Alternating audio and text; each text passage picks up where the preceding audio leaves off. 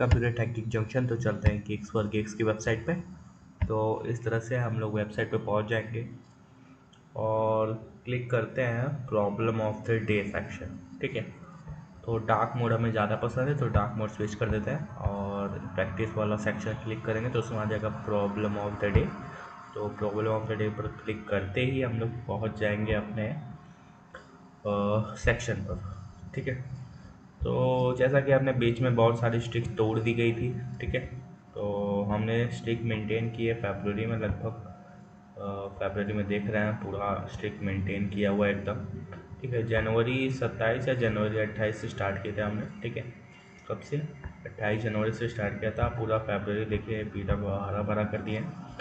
मार्च में स्ट्रिक टूट गई बीच में कई सारी। ठीक है, लेकिन आप कोई ना स्ट्रिक मेंटेन रखेंगे। हमारे पास 68 गीगाबिट्स है। चाहे तो हम टाइम टेबल कर सकते हैं, लेकिन टाइम टेबल करने का कोई फ़ायदा नहीं क्योंकि हम सिर्फ एक ही बार पिछला कर सकते हैं गेन, बाकी तो पूरा वैसे ही रह जाएगा, तो कोई मतलब है नहीं।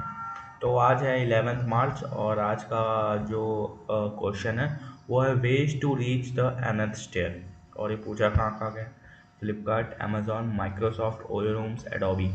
ठीक है, तो सॉल्व प्रॉब्लम क्लिक करते हैं हम लोग पहुँच जाएंगे सॉल्व प्रॉब्लम के सेक्शन में। तो आज का जो प्रॉब्लम है वो हम लोग थोड़ा अलग तरीके से समझेंगे। तो सोचो कि एक आदमी बॉटम से टॉप तक जाना चाहता है, मतलब ऊपर से नीचे तक जाना चाहता है, तो उसके पास सिर्फ दो चॉइस होंगे। एक क्या कि फर्स्ट स्टेप ले सकता है, एक क्या दो स्टेप ले सकता है। एक क्या पहला कदम ले ले और दूसरा क्या दो कदम ले ले। ठीक है, अगर एन स्टेयर है, अगर मतलब बहुत सारे सीढ़ियाँ हैं, तो बताओ कितने तरीके से वो टॉप तक पहुंच सकता है। ठीक है, तो ऑर्डर मैटर करेगा, मतलब 1 2 और 2 1 दोनों अलग अलग तरीके हैं। अब एग्जांपल से समझते हैं। जैसे हमारे पास सिर्फ एक एक इनपुट n1 दिया गया है, तो हमारे पास एक ही तरीका है एक ही बार जाने का। There is only one way to climb one stair. अब हमारे पास दो हैं तो दो तरीके होंगे, पहले क्या 1 1 और फिर दूसरा 2। अब चार हैं तो टोटल 5 तरीके होंगे। There are 5 ways to reach fourth stair. 1 1 1 1 ऐसे करते एक कॉम्बिनेशन और परम्यूटेशंस बनते हैं। तो उसी तरीके से हम लोग आज का प्रॉब्लम सॉल्व करने वाले हैं। ठीक है, तो अगर हम एक अप्रोच समझें तो यहाँ पर एक अप्रोच ऑलरेडी हम लोग को क्लास नामक सॉल्यूशन ऑलरेडी डिफाइंड है और एक मतलब कि function name def count ways already solve है, मतलब लिखा हुआ है। तो ये एक क्लास बनाई है जो एक फंक्शन काउंट वेज डिफाइन करेगी और ये कॉम्पिटेटिव प्रोग्रामिंग में क्लास बेस्ड अप्रोच होता है, तो इसलिए स्ट्रक्चर दिया गया है। ठीक है, अब ये काउंट वेज फंक्शन एक पैरामीटर्स एन लेगा जो बताएगा कि टोटल कितनी स्टेयर्स हैं और हमें रिटर्न करना है टोटल बेस जिसमें कोई एक आदमी एन तक पहुंच सके। ठीक है, अब हम बेस केस डिफाइन करेंगे, कुछ बातें लिखेंगे। ठीक है, तो अगर सिर्फ वन स्टेयर है तो एक ही तरीका होगा। ठीक है, अगर वन स्टेयर है तो सिर्फ एक ही तरीका होगा, तो उसके लिए हम लोग ऑलरेडी डिफाइन कर देते हैं, रिटर्न कर दे वन। ठीक है, एक तरीका होगा, चलिए एक चीज़ हमने डिफाइन कर दी। ठीक है, डायरेक्टली वन रिटर्न कर दिया क्योंकि कोई और पॉसिबिलिटी इसमें हो ही नहीं सकती।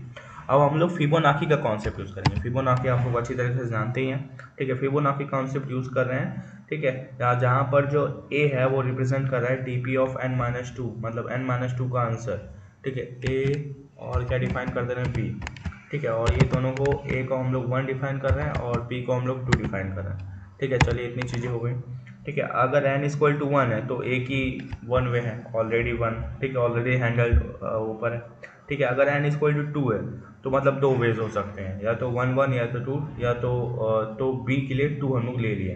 अब हम लोग एक कंडीशन चलाने वाले हैं, लूप चलाने वाले हैं जो i इक्वल टू 2 से लेकर n-1 तक चलेगा। ठीक है, एक कंडीशन चलाने वाले हैं जो i इक्वल टू 2 से लेकर n तक चलने वाला है। ठीक है, चलिए ये भी हो गई हम लोग। ठीक है, अब ये क्योंकि हमें n का आंसर चाहिए था तो उससे पहले तक के आंसर कैलकुलेट करेंगे इसमें, और फिर हम लोग इसके बाद मेन लॉजिक यानी फिबोनाची रिलेशनल अप्लाई करेंगे।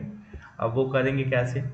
अब हम लोग ए बी ऑलरेडी ऊपर मतलब असाइन किए हुए हैं। ठीक है, तो हम लोग ए को यहाँ लिखते हैं और फिर बी को यहाँ लिखते हैं। इसमें हम लोग ए को जो है वो बी असाइन कर देते हैं, तो new B equal to old A plus B हो जाएगा, मतलब डी पी मतलब dynamic programming of N equal to D P of n-1 plus D P of n-2। ठीक है, और फिर हम लोग यहाँ पर बी को जो है वो ए प्लस बी डिफाइन कर देते हैं। ठीक है। और फिर लास्ट में हम लोग क्या करेंगे, रिटर्न ऑफ बी। आज का बस इतनी कहानी थी हम लोग को, मतलब ए को अपडेट कर दिया ओल्ड बी से ताकि अगली इटरेशन में काम आए। अब ए को हम लोग बी से कर दिया और बी को ए प्लस बी कर दिए, ठीक है। अब चलिए हम लोग लूप के बाद बी फाइनल आंसर होगा क्योंकि ये डी पी ऑफ एन को रिप्रेजेंट करेगा, ठीक है। रिटर्न कर दिया total number of ways to reach the nth stairs. अब हम लोग उसको कंपाइल रन कराते हैं। जब कंपाइल एंड रन कराएंगे तो आई होप ये सक्सेसफुली कंपाइल हो जाएगा क्योंकि इसमें कोई भी गलती नहीं है, ये प्रोग्राम पूरा का पूरा सही है, ठीक है। यहाँ क्लास नामक सॉल्यूशन, ठीक है। तो जैसा कि हम लोग देख रहे हैं, हम लोग ने एक हम लोग के पास स्टेयर है तो हम लोग का आउटपुट भी 1 आना चाहिए, मतलब एक ही वेज होना चाहिए और एक्सपेक्टेड आउटपुट भी 1 है। अब सबमिट करते ही हम लोग का कोड जो है वो सक्सेसफुली सबमिट हो जाएगा और देखते हैं सबमिट होता है कि नहीं। तो टेस्ट के सारे पास होते हुए, तो इस तरह से आप लोग अपनी स्ट्रिक मेंटेन रखिए और स्ट्रिक मत तोड़िए, ठीक है।